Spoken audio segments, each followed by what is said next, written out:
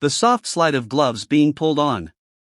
A quiet rustle, followed by gentle fingertip taps near the ear. Light, patient, steady. A wooden ear pick glides into place. Its rounded edge moves carefully around the entrance of the ear canal. Scratch, scrape, pause. A light flick as a small piece of wax is removed. The sound is dry, crisp, satisfying. Cotton swab now. It turns slowly inside the ear. Swish, swish, swish. Each rotation absorbs softness and draws out silence. Another gentle swirl. Deep, but careful. The suction tool comes next. A low hum begins. Soft and distant at first. Then closer, pulling gently. A light wet sound as buildup loosens. Whir, pop. It stops.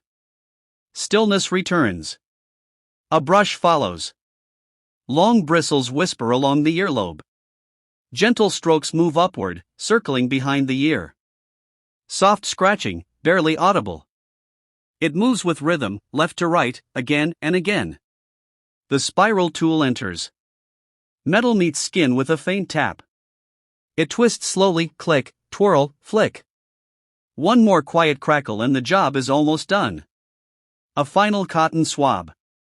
Twist, sweep, clean. A puff of air flows in.